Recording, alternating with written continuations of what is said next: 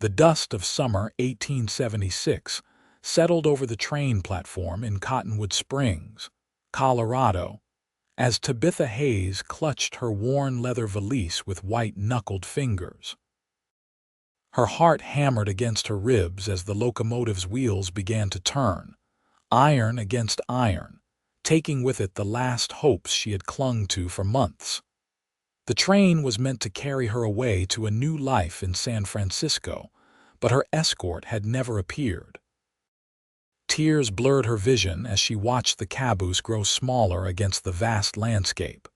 No family left, no friends, no money beyond what would pay for 3 nights at the local boarding house. At 22, Tabitha found herself utterly alone in a town where she knew not a soul, the last connection to her planned future disappearing with each puff of steam from the departing train. "Miss Hayes." A deep voice cut through the wail of the train whistle. Tabitha turned, startled, as a man on horseback galloped alongside the departing train. His black Stetson was pulled low, and his duster billowed behind him as his palomino kept pace with the accelerating locomotive. "Miss Tabitha Hayes." He called again, one hand gripping the reins while the other waved to catch her attention.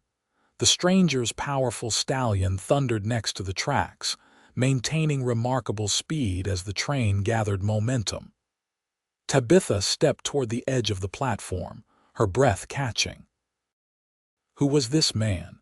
How did he know her name? "Your uncle sent me," the rider shouted above the clamor. "I'm Gabriel Montgomery." Tabitha's hand flew to her mouth. Uncle William had promised to arrange safe passage for her after her parents' deaths from influenza had left her destitute back east. The letter had mentioned a guide would meet her, but she'd given up hope when no one appeared. "You're late," she called back, finding her voice despite her shock. The cowboy reined his horse to a stop as the train rounded a bend and disappeared from view. He wheeled the palomino around and trotted back to the platform, removing his hat to reveal sun-bronzed features and eyes the color of a summer storm. "My sincerest apologies, Miss Hayes," he said, dismounting in one fluid motion. His voice carried a slight southern drawl. "There was trouble at Echo Canyon. Rockslide took out part of the trail. Had to find another way around." Tabitha stood her ground as he approached, taking his measure. Tall and broad-shouldered, with a revolver holstered at his hip, Gabriel Montgomery cut an imposing figure. Yet there was something in those gray eyes that spoke of honor. "I've missed my train," she stated plainly. "Yes, madam, you have." He nodded, running a hand through dark hair streaked with gold from the sun. "And I aim to make that right. The next train to San Francisco doesn't leave for 3 days. 3 days. Panic fluttered in her chest. "I can't afford to stay that long." Gabriel shifted his weight, studying her with concern. "Your uncle's payment covers all expenses, Miss Hayes. He hired me to see you safely to your aunt in California.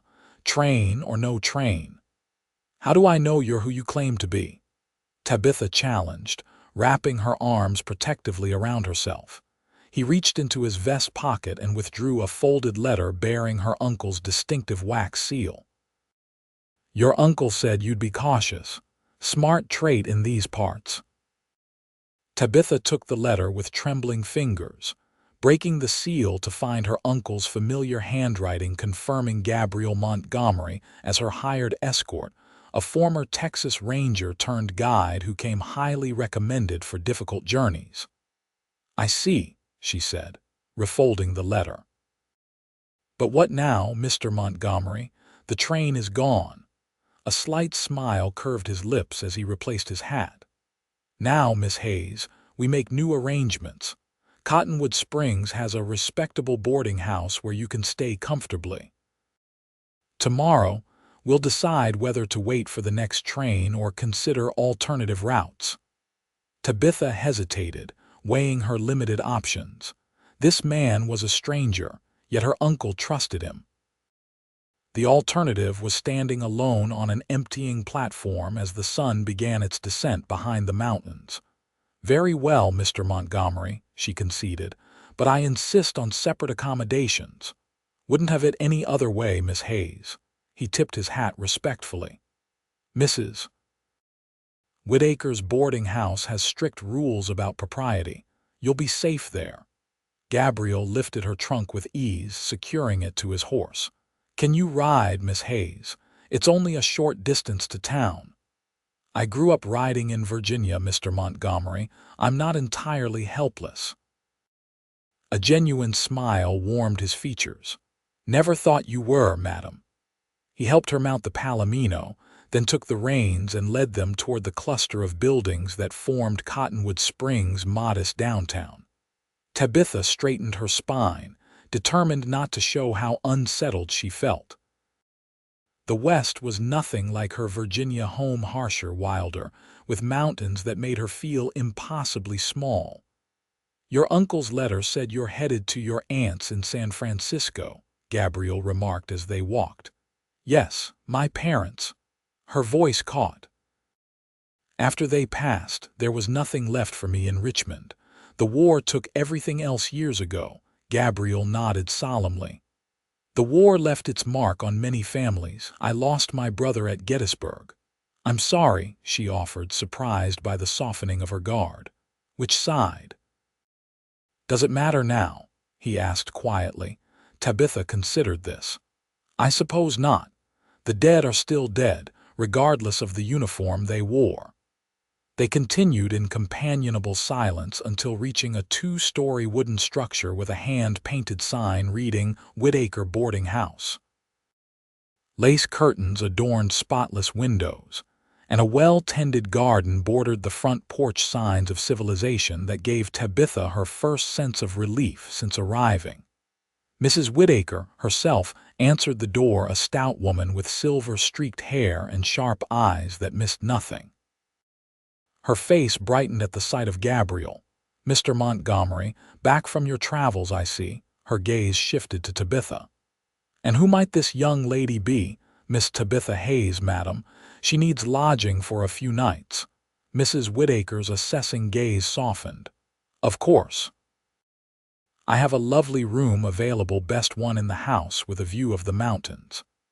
As they settled the arrangements, Tabitha felt the day's exhaustion descend like a heavy cloak. The journey from Richmond had taken nearly 2 weeks, and the disappointment of missing her connection had drained what little energy remained. "Dinner's at 6 sharp," Mrs. Whitaker informed her as she showed Tabitha to a clean, modest room. "Mr. Montgomery, will you be joining us?" Gabriel hesitated. "I have some business to attend to, but I'll return tomorrow morning to discuss our options with Miss Hayes." After he departed, Tabitha sank onto the bed, finally allowing the tears she'd been holding back. The enormity of her situation crashed over her 3,000 miles from the only home she'd ever known, dependent on the kindness of strangers. When she descended for dinner, she found Mrs. Whitaker's table occupied by 3 other boarders: a young schoolteacher named Miss Winters, an elderly gentleman who introduced himself as Dr. Collins, and a quiet woman in widow's black who barely spoke. "So you're headed to San Francisco?" Miss Winters asked brightly after Tabitha explained her presence. "How exciting! I came west for adventure myself, though Cottonwood Springs wasn't quite what I imagined." "Sometimes life takes unexpected turns," Dr. Collins remarked, passing Tabitha a basket of fresh biscuits. "I was bound for Oregon 30 years ago, never made it past Colorado." "What kept you here?" Tabitha asked, genuinely curious. The old doctor smiled. "A woman with eyes like summer skies. We had 40 good years together before she passed." The conversation flowed easily around her, these strangers offering kindness without prying too deeply. As she retired to her room that night, Tabitha found herself wondering about Gabriel Montgomery. There was something in his manner that spoke of both strength and gentleness, a rare combination in her experience. Morning brought clarity and fresh resolve. Tabitha dressed in her most practical traveling outfit, a navy skirt and white shirtwaist with sturdy boots, and pinned her chestnut hair into a neat bun. Whatever today held, she would face it with dignity. Gabriel arrived as promised, hat in hand, as she finished breakfast. The morning light revealed details she'd missed the previous day, a thin scar along his jawline, the laugh lines around his eyes that suggested he was perhaps 30 years old. "Miss Hayes," he greeted her, "I hope you slept well." "As well as could be expected, Mr. Montgomery." She gestured to the chair opposite her. "Please join me." As he sat, Mrs. Whittaker brought coffee without being asked. "You two have plans to make," she said with a knowing smile before disappearing back to the kitchen. Gabriel took a sip of coffee before addressing the matter at hand. "I've made inquiries about our options. The next train doesn't leave until Friday, and even then, there's word of trouble on the line near the Sierra Nevada." "What sort of trouble?" Tabitha asked. "Track repairs. Could mean another delay once we're partway there." He leaned forward, his expression earnest. "Miss Hayes, I'd like to propose an alternative. There's a stagecoach leaving tomorrow that connects with the Central Pacific Line at Salt Lake City. It's a harder journey for a few days, but it might get you to San Francisco sooner."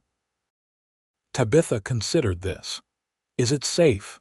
"Nothing in these territories is guaranteed safe," he answered honestly. "But I've ridden that route a dozen times.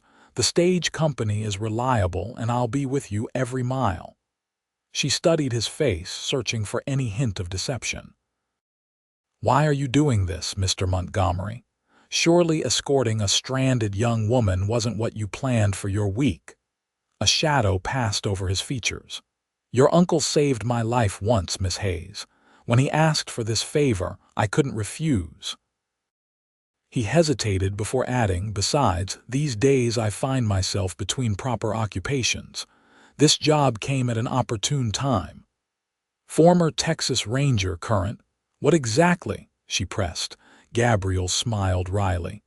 "Jack of all honorable trades. Guide. Occasional bounty hunter only for those who truly deserve it, and sometimes I help the territorial marshal when he's short-handed." Tabitha weighed her options carefully.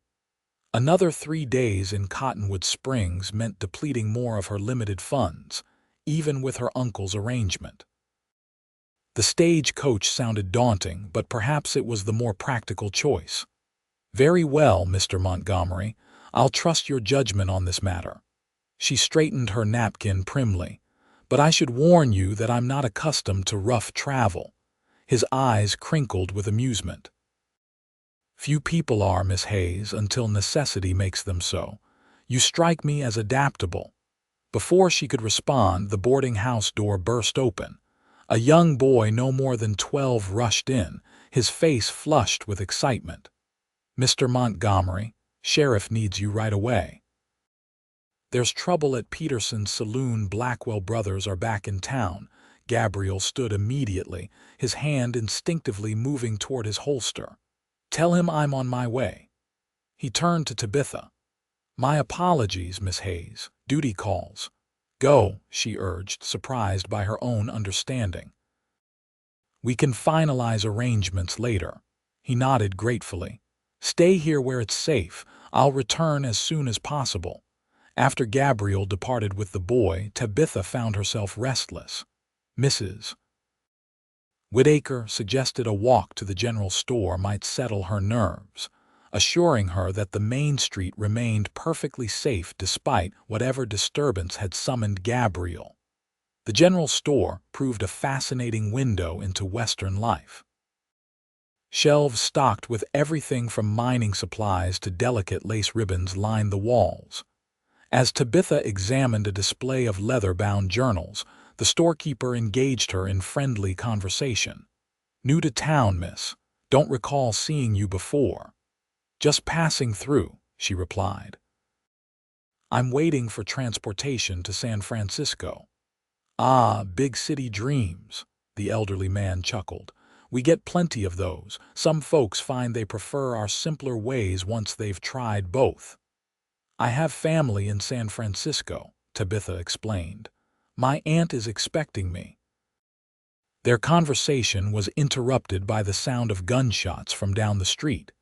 Tabitha's heart leapt to her throat as the storekeeper hurried to lock the front door. "Best stay inside, miss. Sounds like the Blackwell situation turned ugly." Tabitha moved to the window, unable to contain her worry. Several buildings away, she could see men taking cover behind water troughs and wagon wheels.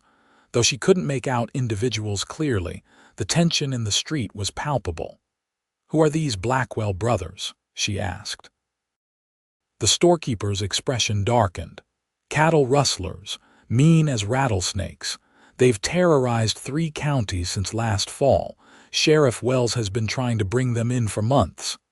And Mr. Montgomery is helping." Her concern deepened. "Gabriel's the best shot in the territory. If anyone can handle those outlaws without bloodshed, it's him." Another volley of gunfire echoed, followed by shouting. Unable to discern words from this distance, Tabitha pressed her hands together in silent prayer. She had known Gabriel Montgomery less than a day, yet the thought of harm coming to him caused a surprising ache in her chest. Nearly an hour passed before the commotion subsided. When the storekeeper finally deemed it safe to unlock the door, Tabitha hurried back toward the boarding house, hoping to find Gabriel there. Instead, she found Mrs. Whittaker pacing anxiously on the front porch. "Oh, Miss Hayes, thank heavens you're safe. I've been worried sick with all that gunfire. Have you heard anything? Is Mr. Montgomery—" "He's at the doctor's office," Mrs. Whittaker interrupted, her expression grave. "One of the Blackwell boys winged him before they were captured." Tabitha's blood ran cold. "Is it serious, doctor?" "Collins says not, but I thought you might want to know, given your arrangements." Without thinking twice, Tabitha rushed toward the doctor's office 2 blocks away. Propriety dictated she should wait at the boarding house, but something stronger than social convention propelled her forward. The doctor's assistant looked startled when she burst through the door. "I'm here about Mr. Montgomery," she explained breathlessly. "Through there, miss, but he's not in a state for visitors." Ignoring this warning, Tabitha proceeded into the examination room. Gabriel sat shirtless on a table, grimacing as Dr. Collins stitched a wound on his upper arm. His gaze lifted to hers, surprise quickly replaced by embarrassment. "Miss Hayes," he acknowledged, reaching for his discarded shirt. "This isn't—" "Don't move," Dr. Collins scolded. "3 more stitches." Tabitha should have been scandalized by the impropriety of the situation, but concern overrode her sense of decorum. "Mrs. Whittaker said you were injured." "It's just a graze," Gabriel assured her, though the tightness around his eyes belied his casual tone. "The Blackwell boys never were good shots." "Unlike you, I presume," she challenged, trying to mask her relief with sternness. A hint of a smile touched his lips. "I didn't kill anyone today, if that's your concern." "All finished," Dr. Collins announced, cutting the final thread. "Keep it clean, change the bandage daily, and try not to get shot again." "Sensible advice, doctor," Tabitha remarked. "Perhaps Mr. Montgomery will take it to heart." Gabriel eased his shirt back on, wincing slightly. "The Blackwells are in custody. That's worth a scratch." As they walked back to the boarding house together, Tabitha found herself stealing glances at her companion. There was more to Gabriel Montgomery than she had initially assumed, a sense of duty that seemed at odds with the frontier's reputation for lawlessness. "You could have been killed," she said softly when they paused at the boarding house steps. "It's not my first brush with danger, Miss Hayes." His expression softened. "But I appreciate your concern. Does this incident Change our plans, Gabriel shook his head. The stage still leaves tomorrow at noon. My arm won't slow us down. Tabitha nodded, relieved yet still troubled. You've done your duty to my uncle by finding me, Mr. Montgomery. If you need to recover, a promise is a promise, he interrupted gently. I'll see you safely to San Francisco, bullet graze or no. Their eyes met briefly, and something unspoken passed between them, a connection neither had anticipated. Tabitha looked away first, disconcerted by her own reaction. Until tomorrow, then, she murmured, retreating inside. That evening, as she packed her belongings for the journey ahead, Tabitha found herself dwelling on the day's events. In Virginia, she had led a sheltered life, a life where men like Gabriel Montgomery, with their quiet strength and dangerous professions, existed only in dime novels. Morning arrived with a spectacular sunrise that painted the mountains gold and crimson. Tabitha awoke early, both anxious and excited about the journey ahead. The stagecoach would mean days of hard travel, but somehow the prospect seemed less daunting with Gabriel as her escort. He arrived promptly at 11, his injured arm carefully concealed beneath his duster. If not for the slight stiffness in his movements, one would never know he'd been wounded just yesterday. Are you certain you're well enough to travel? Tabitha asked as he loaded her trunk onto the wagon that would take them to the stagecoach office. Dr. Collins gave me his blessing, Gabriel assured her, and a bottle of whiskey for medicinal purposes. Mrs.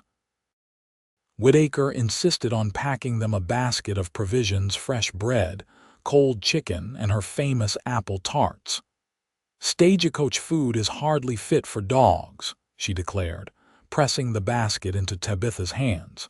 You'll thank me by the second day. The stagecoach station bustled with activity when they arrived.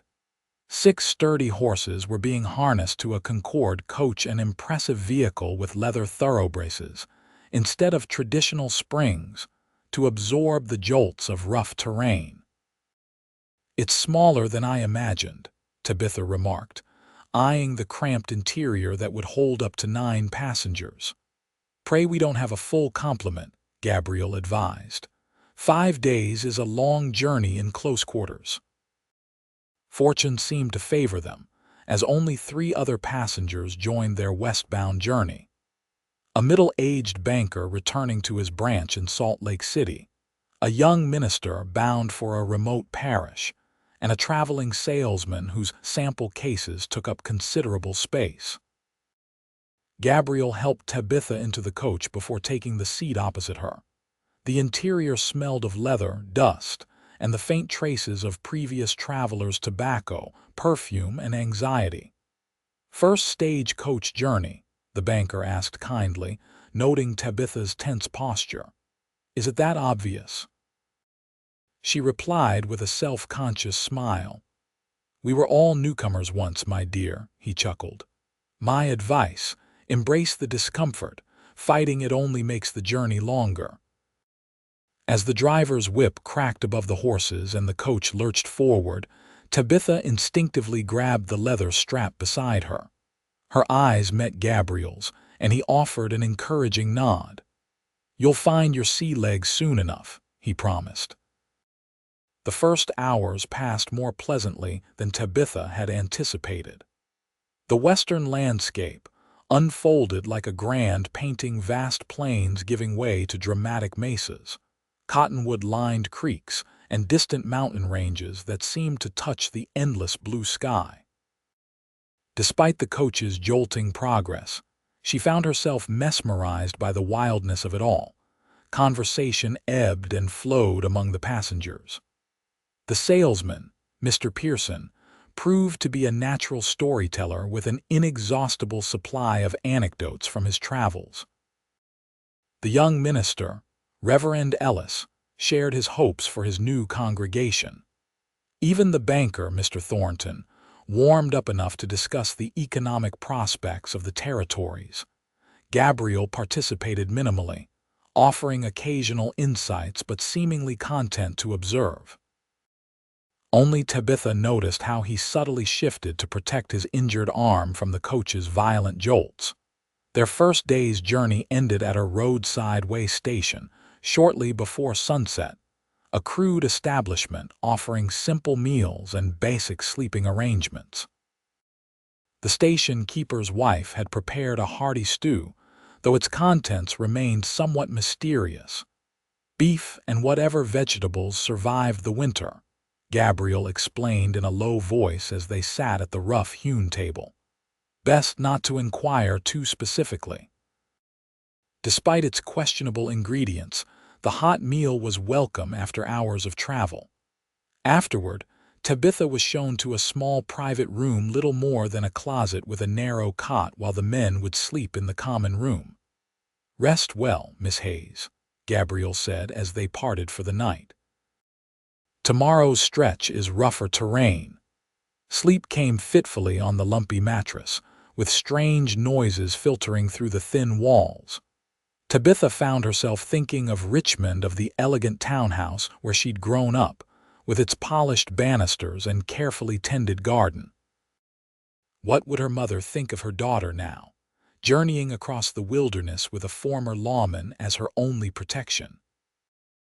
Dawn broke with the station keeper's wife banging a metal triangle, summoning travelers to a breakfast of salt pork, cornbread, and coffee strong enough to stand a spoon upright.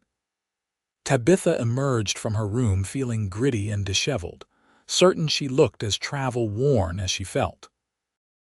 Yet when Gabriel spotted her, something in his gaze, a flash of admiration, perhaps made her straighten her shoulders. "You adapt well to frontier living, Miss Hayes," he remarked as they took their places at the table. "Necessity makes pioneers of us all, doesn't it?" She replied, echoing his words from days earlier. The morning light revealed Gabriel's discomfort more clearly. Though he hid it well, Tabitha noticed the tightness around his mouth, the careful way he used his uninjured arm. "Your wound is paining you," she observed quietly as they walked toward the waiting coach. "It's nothing that won't heal," he insisted. "I could help change the bandage tonight," Tabitha offered, surprising herself with the boldness of the suggestion. "I nursed both my parents through their illness. I'm not squeamish." Gabriel studied her face. "That's kind of you, Miss Hayes. I may take you up on that offer." The second day's journey proved even more grueling than Gabriel had warned. The road, if one could dignify it with such a term, wound through increasingly rugged terrain. Each bone-jarring rut sent spasms of pain across Gabriel's features, though he maintained his composure admirably. By midday, the coach had begun its ascent into higher elevations, the horses laboring against the grade. Inside, conversation dwindled as passengers braced themselves against the violent motion. "We're making good time despite the terrain," Gabriel noted during a brief stop to rest the horses. "If we're fortunate, we'll reach Elkhorn Station by nightfall. And if we're unfortunate," Tabitha couldn't help asking, "then we become intimately acquainted with the discomforts of sleeping upright in a stage coach," he replied with a wry smile. Fortune favored them, and as dusk painted the western sky in watercolor hues, the stage coach rolled into Elkhorn Station, a cluster of log buildings surrounded by a sturdy palisade. Unlike the previous night's accommodation, this way station boasted separate quarters for ladies and gentlemen, a proper dining room, and even crude bathing facilities. Heaven on earth. Tabitha sighed when the station mistress showed her to a small but clean room equipped with a washstand and pitcher of hot water. After refreshing herself and changing into her last clean shirtwaist, Tabitha joined the other travelers for a surprisingly appetizing supper of venison stew, fresh bread, and stewed apples. Gabriel appeared more drawn than earlier, though he made an effort to participate in the general conversation. When the meal concluded, Tabitha caught his eye and discreetly gestured toward the door. He followed her to a quiet corner of the station's covered porch. "Your arm needs tending," she said without preamble. Gabriel hesitated, then nodded. "The doctor packed extra bandages in my saddlebag. I'll fetch them." They reconvened moments later in a small sitting room. The station mistress had directed them to private enough for propriety, yet visible enough to prevent gossip. Tabitha laid out the clean bandages and small bottle of carbolic solution on a side table. "This might be easier if you removed your shirt," she suggested, her clinical tone masking her sudden nervousness. Gabriel complied without comment, revealing the blood-stained bandage wrapped around his upper arm. The previous day's embarrassment seemed to have faded, replaced by stoic acceptance of necessary assistance. Tabitha worked efficiently, unwinding the soiled bandage to reveal Dr. Collins' neat stitches. The wound looked angry but showed no signs of infection, a blessing in the wilderness where medical care was scarce. "You're fortunate," she remarked, gently cleaning around the injury. "It's healing cleanly." "I've had worse," Gabriel replied, his voice surprisingly soft. Their proximity created an unexpected intimacy. Tabitha became acutely aware of his breathing, the warmth of his skin beneath her fingers, the subtle scent of leather and pine that clung to him despite days of travel. "How did you come to be a Texas Ranger?" she asked, hoping conversation might dispel the strange tension building between them. Gabriel's expression turned reflective.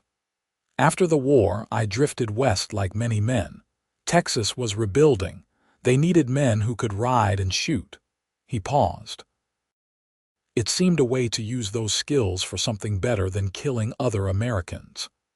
"And now, why leave that life behind?" His gray eyes clouded. "Some ghosts follow a man, Miss Hayes. Sometimes the badge becomes heavier than you can carry." Tabitha sensed there was more to the story, perhaps much more, but she didn't press.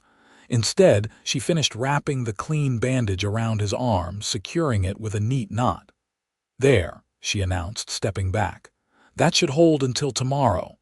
"Thank you." Gabriel reached for his shirt. "You have a gentle touch." "My mother believed healing hands were a woman's greatest gift," Tabitha said softly. "She would have been a fine doctor had such opportunities existed for women." "She raised a daughter with similar talents," Gabriel observed. Their eyes met, and for a moment, something elemental sparked between them, something beyond the boundaries of proper acquaintance. Tabitha looked away first, gathering the soiled bandages with brisk efficiency. "We should rest," she said. "Tomorrow brings another long day." Gabriel nodded, buttoning his shirt. "Sleep well, Miss Hayes." That night, Tabitha lay awake far longer than she should have, her thoughts circling around the enigmatic man who had become her protector. There was a depth to Gabriel Montgomery that intrigued her, layers of experience that had shaped him into something more complex than the simple cowboy or gunslinger she might have initially imagined. Dawn arrived with dark clouds gathering on the western horizon. The stage driver eyed the sky with concern as passengers boarded for the day's journey. "Looks like we're in for weather," he announced. "We'll push hard to reach Granite Pass before it hits."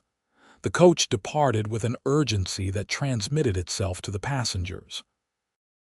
Even Mr. Pearson's usual cheerful banter gave way to watchful silence as they climbed steadily into more mountainous terrain.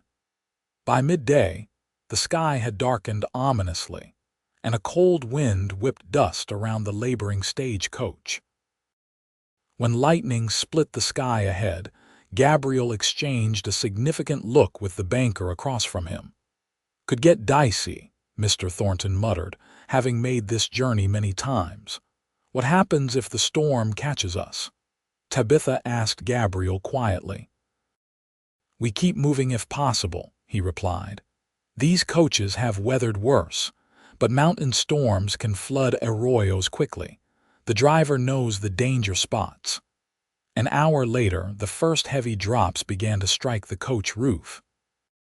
Within minutes, rain was falling in sheets, drumming against the leather above them and finding its way through small gaps to drip inside. The temperature dropped sharply as thunder boomed overhead. The stagecoach slowed to a careful crawl, the driver fighting to control the nervous horses on the increasingly treacherous road. Inside, passengers braced themselves against the violent rocking as wheels slipped in the rapidly forming mud. A particularly violent lurch sent Tabitha sliding toward Gabriel. His good arm shot out instinctively, steadying her against his side. Rather than immediately releasing her, he kept his arm protectively around her shoulders as the coach struggled onward. "Might be safer this way," he said, his voice low. "At least until we reach more stable ground." Tabitha knew she should object to such familiarity, but the warmth and security of his nearness proved too comforting to reject. Instead, she found herself leaning into his strength as the storm raged around them. Through the rain-streaked window, Tabitha caught glimpses of a landscape transformed into something both beautiful and terrifying, waterfalls appearing where none had existed before, pine trees bending under the wind's onslaught, distant lightning illuminating towering cliffs. "I've never seen such power," she whispered, half to herself. "Nature reminds us of our place," Gabriel responded. "Out here, we're just passing through her domain." The storm persisted for hours, turning what should have been a straightforward day's journey into a grueling endurance test. Darkness fell early under the heavy clouds, leaving the driver navigating by instinct and memory. Finally, just when it seemed they might be forced to spend a miserable night in the stranded coach, lights appeared through the gloom. Granite Pass Station, a substantial stone building built to withstand the mountain's harshest elements.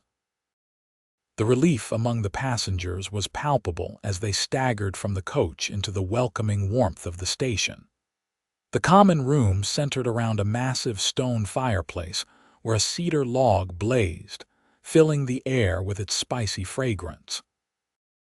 "You folks are the last arrivals tonight," the station keeper informed them. "2 eastbound coaches are waiting out the storm here as well. We're filled to bursting, so you'll have to double up on accommodations." Tabitha felt a flash of alarm, but Gabriel stepped forward smoothly. "Miss Hayes will need private quarters," he stated in a tone that brooked no argument. "I'll bunk with the other men." The keeper hesitated, then nodded. "There's a small storage room we can clear for the lady. Not much, but it's private."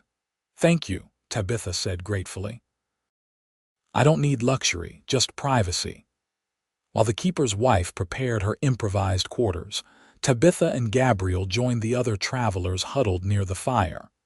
The eastbound passengers had their own tales of the storm's fury: a washed-out bridge, a near-disastrous river crossing. "Weather like this can strand folks for days," an elderly gentleman remarked. "Best settle in and get comfortable with each other's company." Gabriel caught Tabitha's concerned glance. "We have time," he reassured her. "Your aunt won't expect you on a precise day, given the nature of Western travel." "It's not that," she admitted. "I'm worried about your wound.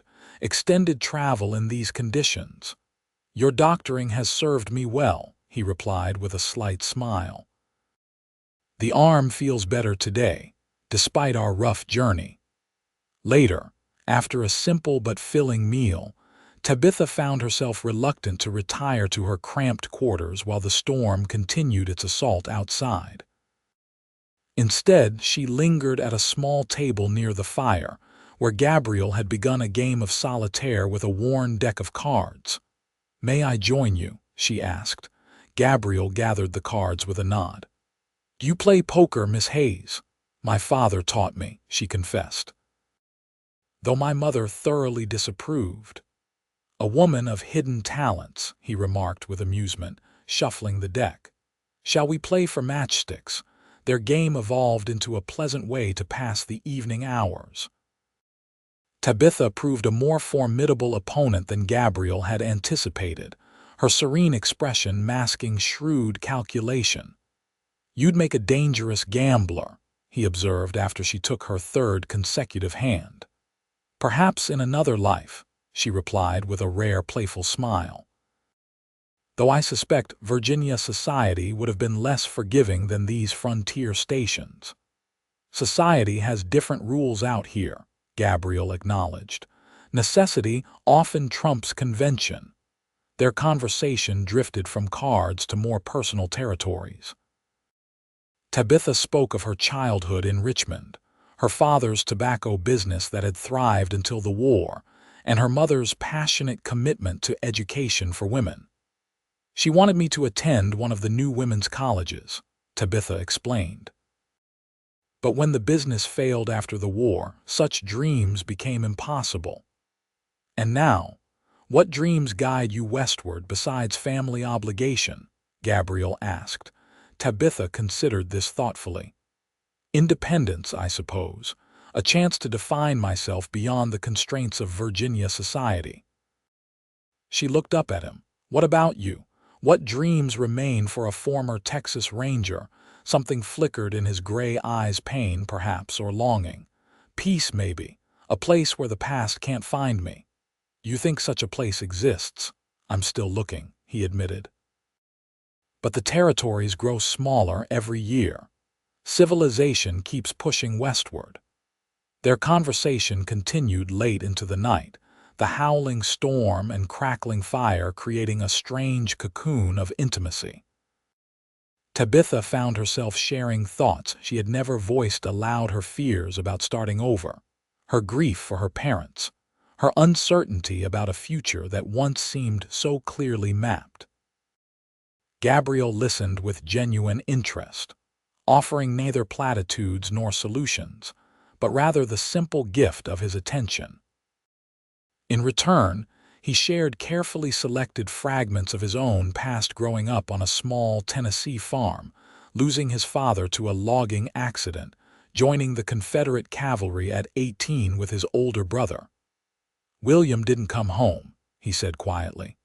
"Gettysburg took him." After that, the cause seemed hollow, but desertion meant hanging. "So I fought until Appomattox, then headed west like thousands of other men with nothing left to return to." "I'm sorry about your brother," Tabitha offered. "It was a lifetime ago," Gabriel replied, though the shadow in his eyes suggested otherwise. "The war changed everyone it touched." As the night deepened and other travelers drifted to their quarters, Tabitha knew she should do the same. Yet something held her there, the rare pleasure of conversation without artifice, perhaps, or the growing awareness that Gabriel Montgomery was unlike any man she had previously known. "We should rest," he finally said, gathering the cards. "Tomorrow will bring its own challenges." He walked her to her small room, little more than a closet with a narrow cot, but private and clean. At the doorway, they paused, suddenly awkward after hours of easy conversation. "Thank you," Tabitha said softly. "For the game, the conversation, for all of it." "The pleasure was mine, Miss Hayes." Gabriel hesitated, then added, "Tabitha." The sound of her given name in his deep voice sent an unexpected warmth through her chest. "Good night, Gabriel," she replied, testing the intimacy of his name on her lips. Their eyes held for a moment longer than propriety allowed before she slipped into her room and closed the door. Morning brought clear skies, but reports of damaged roads ahead.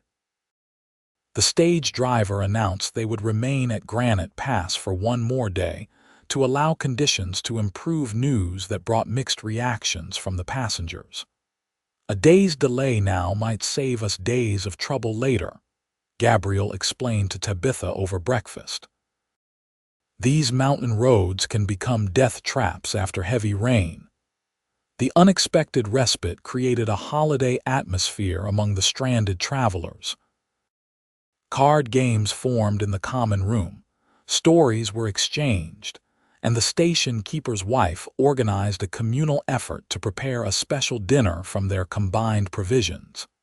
Gabriel suggested a short walk to stretch their legs after days of confinement in the coach. "There's a viewpoint just behind the station," he explained. "Nothing strenuous, but the vista is worth seeing after a storm." The air smelled of pine and wet earth as they followed a narrow path up a gentle slope. Tabitha breathed deeply, appreciating the simple pleasure of movement after the coach's confinement. When they reached the rocky outcrop Gabriel had mentioned, she gasped at the panorama spread before them. Miles of wilderness extended in every direction, forests, valleys, and distant peaks, all glistening from the recent rainfall. A rainbow arched across the eastern sky, its colors vivid against the clearing clouds. "It's magnificent," Tabitha whispered, unable to find more adequate words. Gabriel nodded, his eyes taking in the same vista. "This is why I never returned east. For all its dangers and hardships, there's something here that speaks to the soul." "I'm beginning to understand," she admitted, suddenly aware of how the journey was changing her. The young woman who had boarded the train in Richmond would have seen only wilderness to be conquered, not beauty to be revered. They stood in companionable silence, watching an eagle soar on thermals high above the valley. The majesty of the moment created a curious intimacy between them, a shared appreciation that required no words. "Your aunt in San Francisco," Gabriel said eventually. "Tell me about her." "Aunt Eleanor is my mother's sister," Tabitha explained. "She married a shipping merchant and moved west before the war. They've done well, from her letters. She's offered me a home and entrance to San Francisco society." She paused. "It's generous, though I confess I'm not entirely certain that's the life I want anymore." "What life do you want?" Gabriel asked quietly. Tabitha looked out over the vast landscape. "One with purpose. My mother always said a life without purpose is merely existence." She turned toward him. "What about you? Will you continue this nomadic life indefinitely?" A shadow crossed his features. "Not indefinitely, no. I've been saving to buy land somewhere remote enough for privacy, but not so isolated that winter becomes a death sentence." "You want to ranch?" "On a small scale, enough to sustain myself." He smiled slightly. "I've had my fill of chasing outlaws and sleeping under stars that, while beautiful, offer poor shelter from rain." As they walked back to the station, their conversation turned to more immediate matters: the journey ahead, the remaining passengers, the likelihood of reaching Salt Lake City on schedule. Yet beneath this practical discussion ran a deeper current of understanding, a sense that boundaries had shifted between them. That evening, after another communal meal, Gabriel and Tabitha retreated to their corner table for another game of cards. The intimacy of the previous night lingered, creating a space where conversation flowed easily between serious topics and lighter moments. In Richmond, Tabitha reflected, evenings were filled with structured social events, musicales, literary discussions, dance parties where every interaction was observed and evaluated. She smiled ruefully.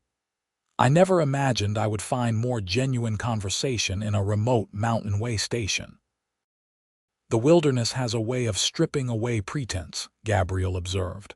"Out here, a person's true character reveals itself quickly." "And what has the wilderness revealed about me?" she asked, half teasing. Gabriel studied her face in the lamplight. "Strength, adaptability, curiosity about the world beyond your experience." He paused. "And a surprising talent for poker that might scandalize your Richmond acquaintances." Tabitha laughed softly. They would be scandalized by far more than my card-playing skills if they could see me now. As the evening progressed, Tabitha found herself increasingly aware of Gabriel as more than her hired escort, the way firelight caught the gold threads in his dark hair, the gentle strength in his hands as he dealt cards, the intelligence behind his storm-gray eyes. When their fingers accidentally brushed while reaching for the same card, the brief contact sent an unexpected warmth through her veins. "It's growing late," Gabriel noted eventually, though his tone suggested reluctance to end their evening.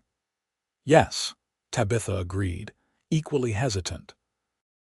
"We should rest if we're to resume travel tomorrow." At her door, they paused again in that moment of uncertain transition. Gabriel seemed about to speak, then simply nodded. "Good night, Tabitha." "Good night, Gabriel." She slipped inside, closing the door on possibilities too new and fragile to acknowledge. Dawn brought renewed activity as the stagecoach prepared for departure. The driver reported that scouts had found the road passable, though still rough in places. By mid-morning, passengers had reclaimed their seats, and the journey westward resumed. The landscape gradually changed as they descended from the mountains, pine forests giving way to high desert plateaus, dotted with sage and juniper. After the close quarters of Granite Pass Station, the returning privacy of conversation among just their small group felt strangely intimate. Gabriel and Tabitha settled into seats beside each other, rather than opposite, an arrangement that allowed occasional whispered observations about the passing scenery or their fellow travelers. This subtle shift from facing each other to facing the world together marked an unspoken evolution in their relationship. "We should reach Salt Lake City by tomorrow evening," Gabriel informed her. "From there, the Transcontinental Railroad will provide considerably more comfortable transportation to Sacramento." "And from Sacramento," Tabitha asked, "riverboat to San Francisco, the final leg of your journey." Something in his tone caught her attention, a note of finality, perhaps regret. "And then your obligation to my uncle concludes," she noted quietly. "Yes." Gabriel gazed out at the passing landscape. "Though I find myself wishing the journey were longer." The simple admission hung between them, neither willing to explore its full implications just yet. Instead, they settled into companionable silence as the coach rolled onward, each lost in private thoughts about endings and beginnings. That Knightsway station was more primitive than Granite Pass, little more than a trading post with crude accommodations. The close quarters forced a return to strict propriety, with Tabitha sharing a small room with the station keeper's wife while the men slept in the common area. Morning came with a sense of anticipation. Salt Lake City represented the transition from wilderness to civilization, from stagecoach to railroad, from the unpredictable rhythm of frontier travel to the mechanical precision of steam engines. As they boarded the coach for the final leg of this portion of the journey, Gabriel's manner seemed more reserved than in previous days. Tabitha found herself studying his profile as he gazed out the window, wondering at the thoughts behind his composed expression. The approach to Salt Lake City brought increasing signs of settlement: cultivated fields, irrigation ditches, occasional farmhouses that gradually gave way to more densely arranged buildings. By late afternoon, the stagecoach rolled into the bustling depot where their current mode of travel would end. After days in the wilderness, the city's activity felt overwhelming: merchants hawking wares, travelers hurrying in all directions, the constant clatter of wagons and voices. Gabriel guided Tabitha through the confusion with a protective hand at her elbow. "The Central Pacific departs tomorrow morning," he explained as they claimed their luggage. "I've arranged rooms at a reputable hotel nearby."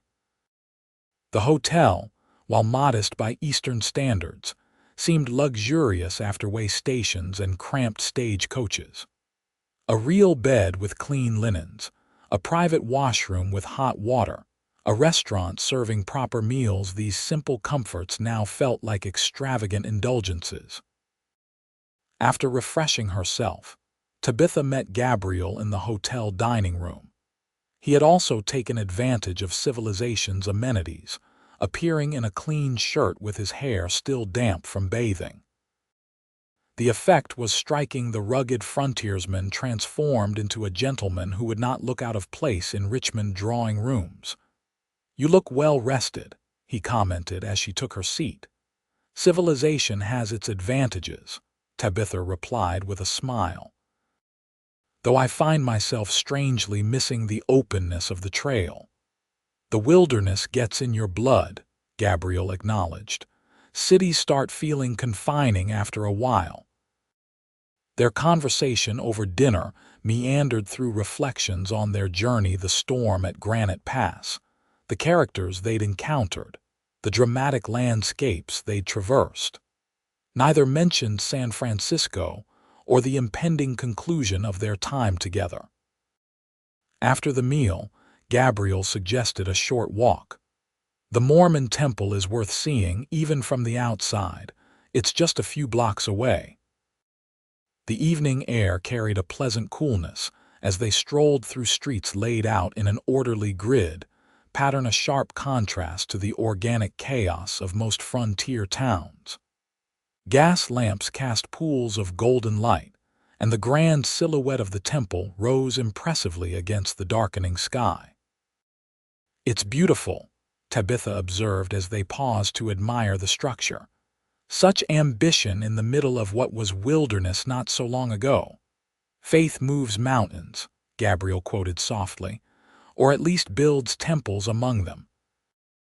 They continued walking, their pace unhurried, both seemingly reluctant to return to the hotel, and the reality it represented that tomorrow would begin the final stage of Tabitha's journey to San Francisco. "Gabriel," she finally said, breaking their comfortable silence, "I want to thank you. Not just for escorting me safely, but for—" She hesitated, searching for words, "for showing me a West I never expected to find." He stopped, turning to face her. In the gentle lamplight, his expression was more open than she had yet seen it. "What did you expect?" he asked. "Danger. Lawlessness.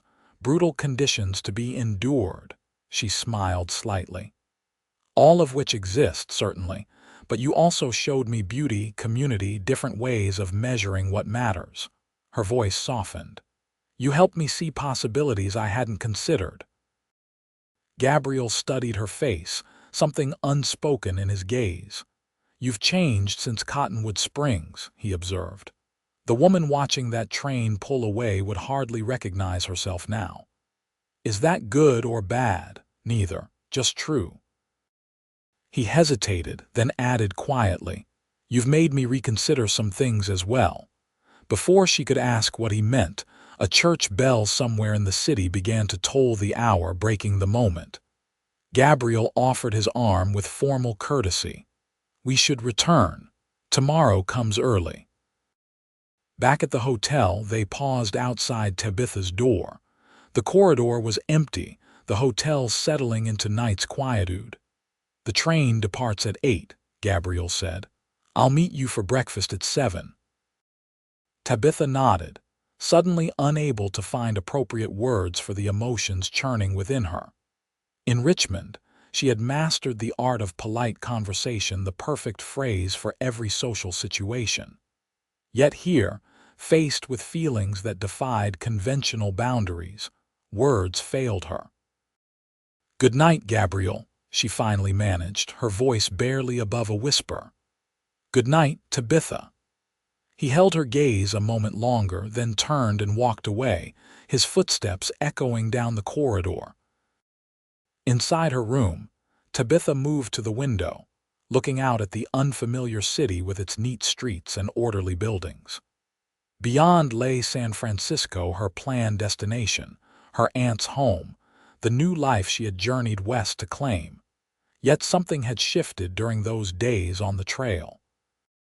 The future that once seemed so clearly defined now appeared constraining rather than liberating. San Francisco society, with its rules and expectations, suddenly felt like a gilded cage rather than a sanctuary.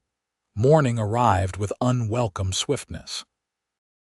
Tabitha dressed with care in her best traveling outfit, a burgundy wool suit with modest trim that had somehow survived the journey relatively unscathed.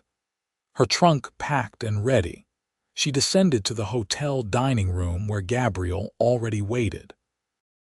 He rose as she approached, and something in his expression, a mixture of admiration and regret, caused her heart to quicken. "You look lovely," he said simply. "Thank you." She took her seat, grateful for the distraction of ordering breakfast. "Did you sleep well?" "Not particularly."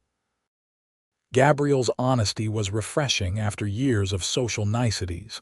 "Too many thoughts." "I understand," she replied softly. "I had the same difficulty." Their meal passed with conversation about practical matters: the schedule to Sacramento, the riverboat connection, the telegram he had sent to her aunt confirming their progress.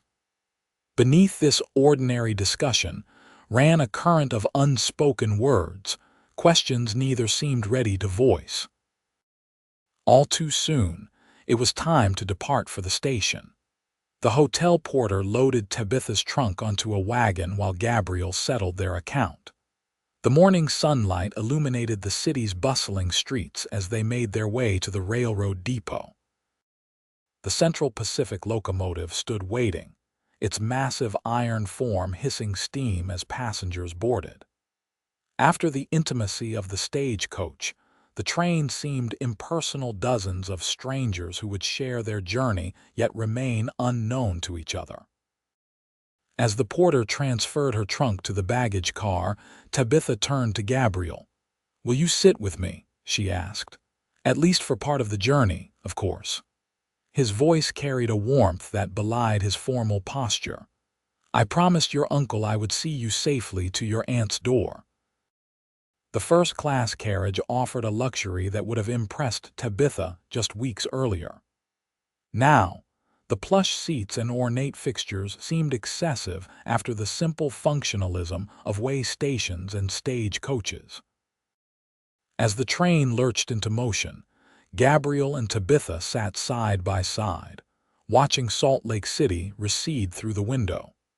For a time, they remained silent, each lost in private reflection as the landscape rolled past at a speed that made stagecoach travel seem archaic.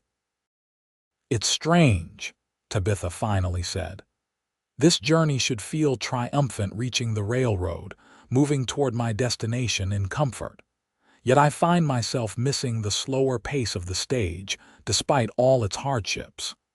"The stage forces you to experience every mile," Gabriel observed. "The train simply delivers you from one place to another." "Yes, exactly." She turned toward him. "The journey itself becomes meaningless." Gabriel studied her thoughtfully. "What if the journey is where you found what you were really seeking?" The question hung between them, laden with significance neither fully articulated. Before Tabitha could formulate a response, the conductor approached, requesting their tickets. The interruption broke the moment, and their conversation shifted to safer topics: the impressive engineering of the Transcontinental Railroad, the changing landscape visible through the window, the considerable improvement in travel comfort. Hours passed as the train crossed the Great Basin, the rhythmic clickety-clack of wheels on rails creating a hypnotic backdrop to their intermittent conversation. Other passengers came and went from adjacent seats, sometimes engaging them in brief discussion before returning to their own companions or solitary pastimes. By late afternoon, Gabriel noticed Tabitha's increasing pensiveness. "You're troubled," he observed quietly. "Not troubled," she corrected. "Conflicted, perhaps." About San Francisco, she nodded, gazing out at the passing terrain. When I left Richmond, the path seemed so clear. My parents gone, the house sold to pay debts, my aunt offering shelter and a new beginning. She turned to him. But now I wonder if I'm trading one set of constraints for another. What would you prefer? Gabriel asked, his voice gentle. Tabitha considered this. Something with more purpose than being someone's niece, attending society functions, eventually marrying a suitable gentleman. She smiled ruefully. I sound terribly ungrateful, don't I? You sound honest, he countered. There's nothing wrong with wanting to define your own path. And what of your path, Gabriel? She asked softly. After delivering me to my aunt, what then? A shadow crossed his features. Back to Cottonwood Springs initially. I left some business unfinished there. He hesitated. After that, I've been considering land in Northern California. There's a valley I passed through last year, remote enough for privacy but with good water and timber. A place where the past can't find you. She quoted his earlier words. Perhaps. His gray eyes held hers. Or a place to build something new. The train whistle interrupted, signaling their approach to a station. The moment of connection broke as they became aware of other passengers gathering belongings for departure. Dinner in the dining car offered a welcome distraction: white tablecloths, proper silverware, and a multi-course meal that reminded Tabitha of Richmond society dinners. Yet the formality felt strangely hollow after the simple authenticity of way station meals shared with Gabriel. As night fell, the train continued westward through darkness occasionally broken by distant settlements. Tabitha felt fatigue settling over her, the emotional strain of the day taking its toll. You should rest, Gabriel suggested. The sleeping berths are considerably more comfortable than stage-coach seats. The train's sleeping accommodations were indeed luxurious compared to their previous travel arrangements, curtained berths with actual mattresses and clean linens. Yet as Tabitha prepared for sleep, she found herself missing the simple camaraderie of previous night's card games by lamplight, conversations that meandered between trivial and profound. Morning brought dramatic changes in landscape as the train began its ascent into the Sierra Nevada. Tabitha awoke to find Gabriel already seated in their compartment, gazing out at pine forests and granite peaks. I've always loved this stretch, he commented as she joined him. The mountains here have a different character than those we crossed by stage. They spent the day watching the spectacular scenery unfold: deep gorges spanned by dizzying trestles, tunnels blasted through solid rock, alpine meadows vibrant with wildflowers. The train's progress seemed miraculous after the laborious pace of stagecoach travel. By late afternoon, they began the descent toward Sacramento, the mountains giving way to foothills and eventually the broad Sacramento Valley with its patchwork of farms and orchards. Civilization reasserted itself with increasing frequency: more settlements, cultivated fields, roads busy with traffic. We'll reach Sacramento by evening, Gabriel informed her. The riverboat to San Francisco departs early tomorrow. Tabitha nodded, a curious heaviness settling in her chest. Each mile brought her closer to the aunt she barely knew, to a life mapped out by others' expectations, to separation from the man beside her. Gabriel, she said suddenly, do you ever wonder what might have happened if you hadn't found me at the station that day, if I had truly been left behind? He considered this thoughtfully. I suppose you would have made your own way somehow. You're resourceful. Would I have? Or would I have simply returned east back to the familiar? What do you think? He countered gently. Tabitha gazed out at the passing landscape. I don't know who I was then, not really. These weeks with you. She hesitated. They've changed me. Gabriel's expression softened. They've changed me too. The simple admission hung between them as Sacramento's outskirts appeared through the window streets, lined with buildings, telegraph wires stretching between poles, signs of urban life multiplying with each passing minute. The train station bustled with activity when they arrived, passengers disembarking, porters handling luggage, vendors selling newspapers and refreshments. After the relative isolation of their journey, the crowd felt overwhelming. Gabriel secured rooms at a hotel near the riverboat landing, maintaining their established pattern of adjoining accommodations with proper separation. The hotel itself represented another step toward urban refinement: electric lighting in the lobby, an actual elevator, a restaurant with printed menus. "Would you like to see something of Sacramento before dinner?" Gabriel suggested as they settled in. "It's a city with its own particular character." They spent the early evening hours exploring streets that bore testimony to the gold rush era that had transformed California. Elegant buildings stood alongside remnants of the boomtown that had sprung up virtually overnight when precious metal was discovered in the nearby foothills. "So much history in such a short time," Tabitha observed as they paused before the impressive state capitol building. "It's strange to think this was Mexican territory just 30 years ago." "The West changes quickly," Gabriel agreed. "What seems permanent rarely is." Their dinner that evening carried a bittersweet quality, the last meal of a journey nearing its conclusion. They lingered over coffee, neither eager to acknowledge the coming separation.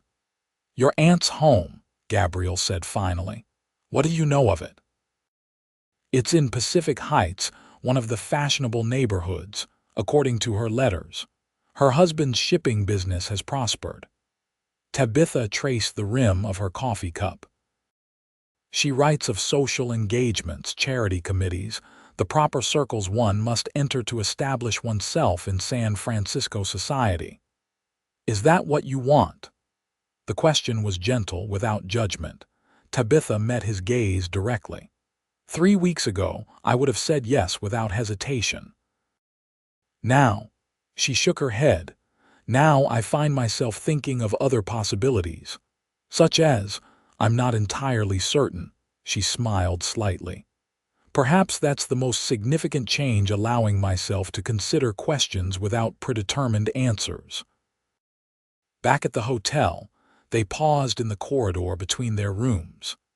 The moment echoed countless similar partings throughout their journey, yet carried greater weight with San Francisco looming on tomorrow's horizon.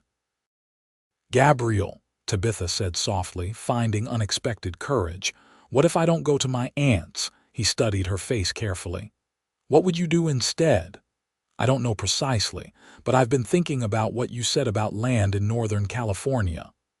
Her heart pounded as she continued. "About building something new." Understanding dawned in his eyes, followed by something that looked remarkably like hope. "Tabitha, I'm not asking for promises," she rushed on. "Only possibilities, a chance to discover what life might look like beyond others' expectations." Gabriel took her hand, his touch warm and steady. "I never dared imagine you might consider such a path." "Neither did I," she admitted, "until I watched that train pull away in Cottonwood Springs and my carefully planned future with it." "It would be a harder life than what your aunt offers," he cautioned. "Remote, sometimes lonely, without society's comforts. But authentic," she countered, "and chosen, not merely accepted." He lifted her hand to his lips, the gesture both courtly and deeply intimate. "We have until tomorrow to decide," he said softly. "Sleep well, Tabitha." "Good night, Gabriel." She slipped into her room, her mind whirling with possibilities that would have seemed unthinkable just weeks earlier. Morning brought clarity with the rising sun.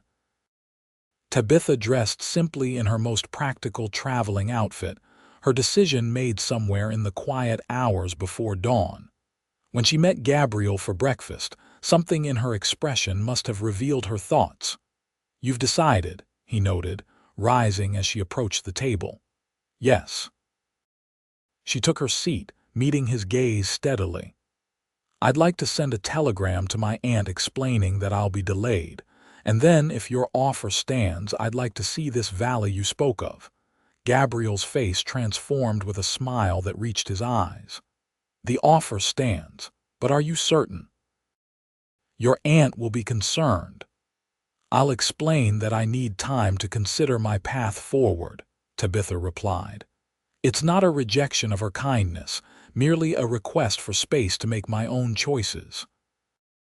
After breakfast, they visited the telegraph office where Tabitha carefully composed a message to her aunt, explaining her decision to explore more of California before settling in San Francisco.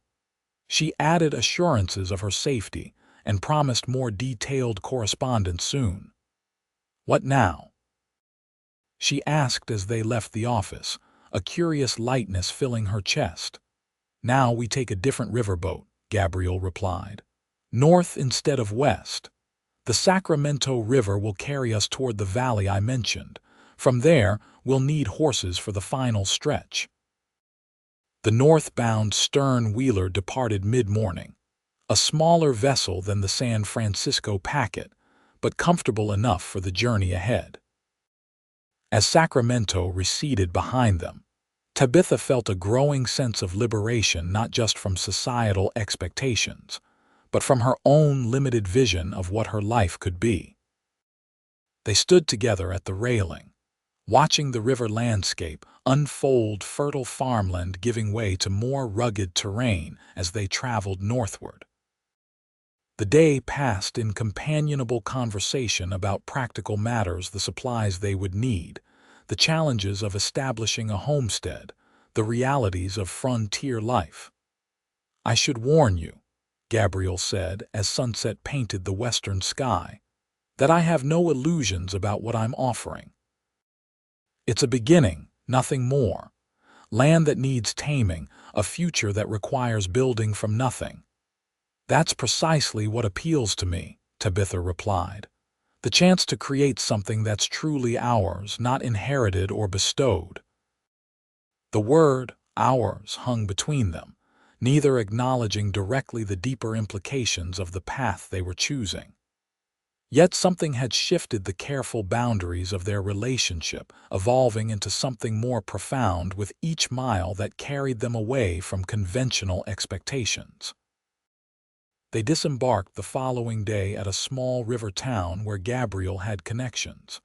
A storekeeper greeted him warmly, asking about his travels and eyeing Tabitha with undisguised curiosity.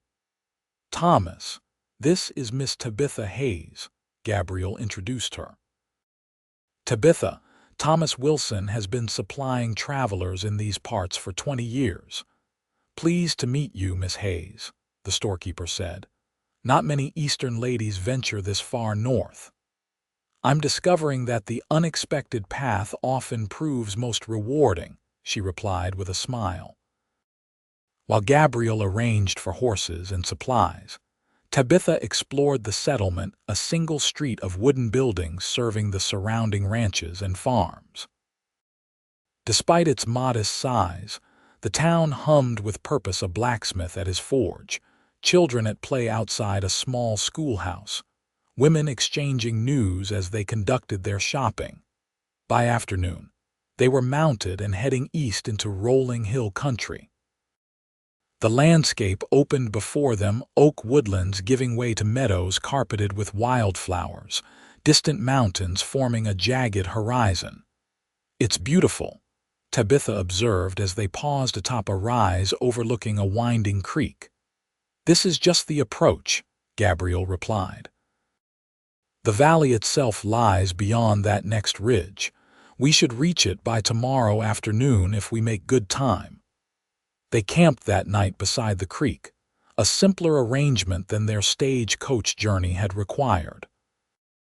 Gabriel built a small fire while Tabitha arranged their bedrolls on opposite sides of the flames, maintaining propriety even in wilderness.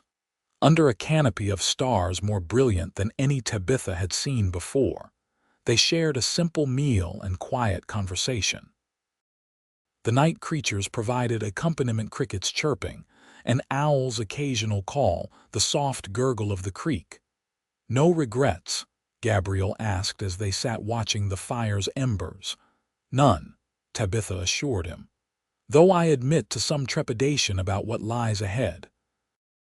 "That's wisdom, not weakness," he observed. "The West rewards caution alongside courage." Morning brought renewed energy and anticipation.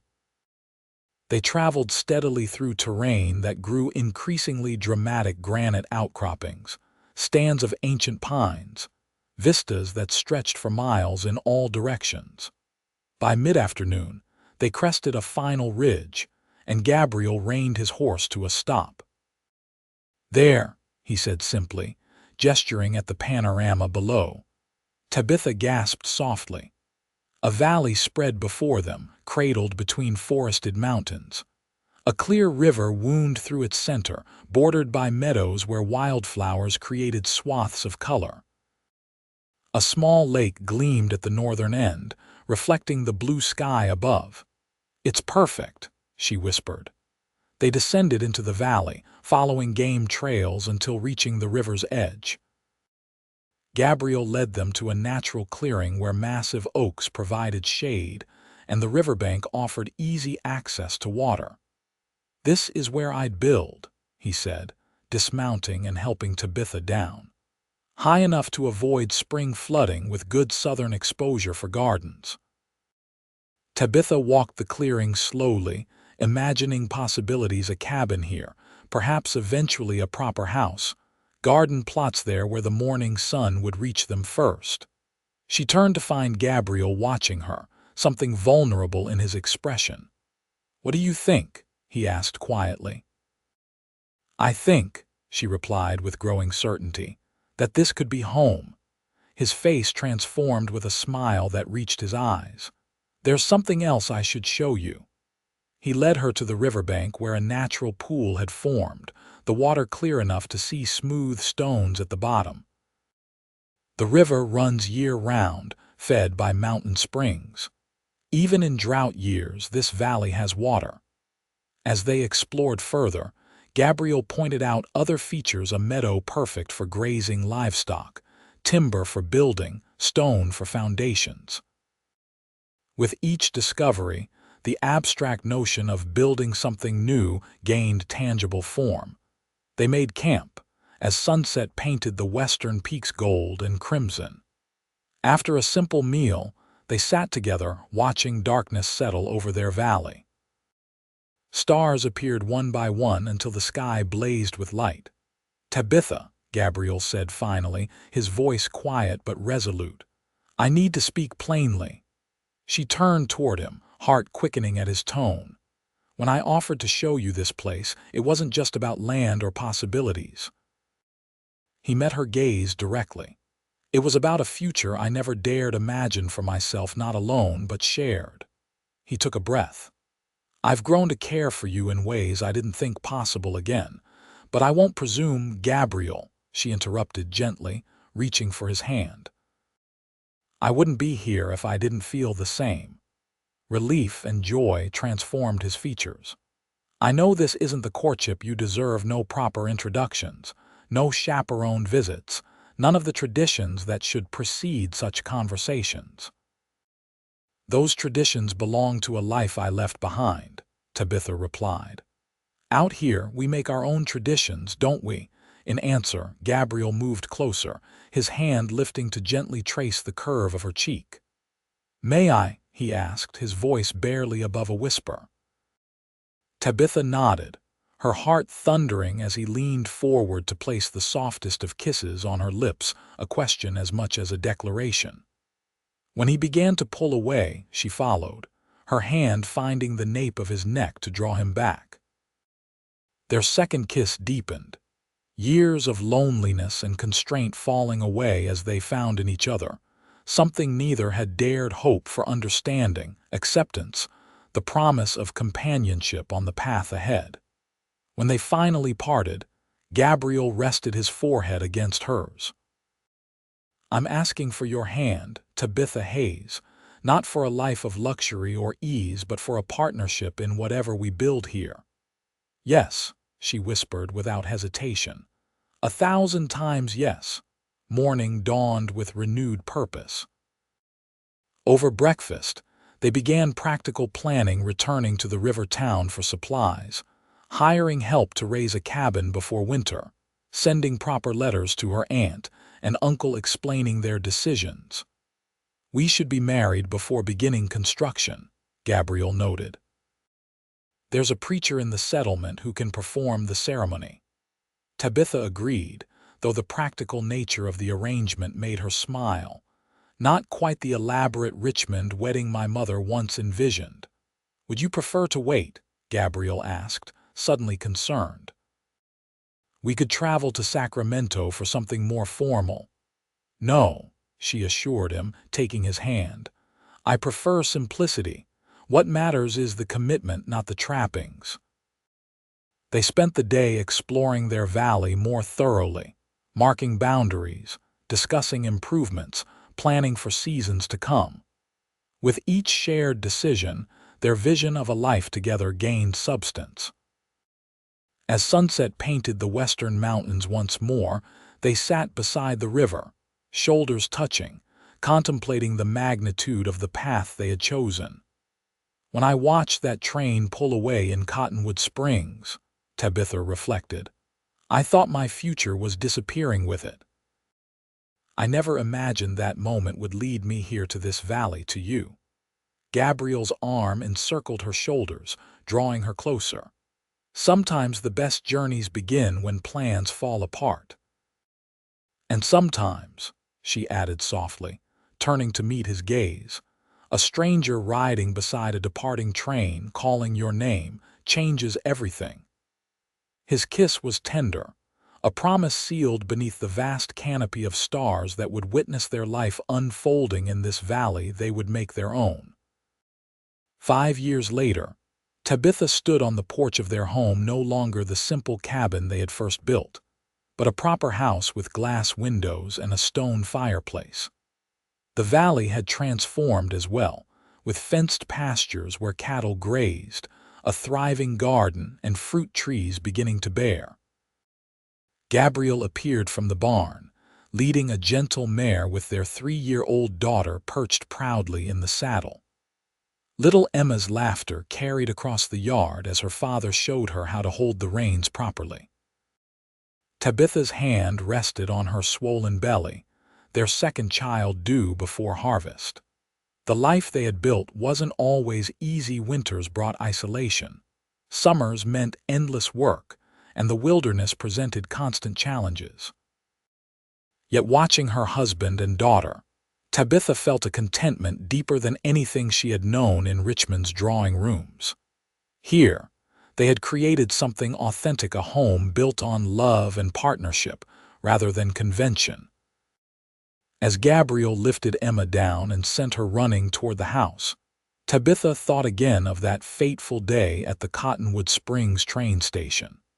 How close she had come to a different life, one of comfort and security perhaps, but without the profound joy she had found in this valley.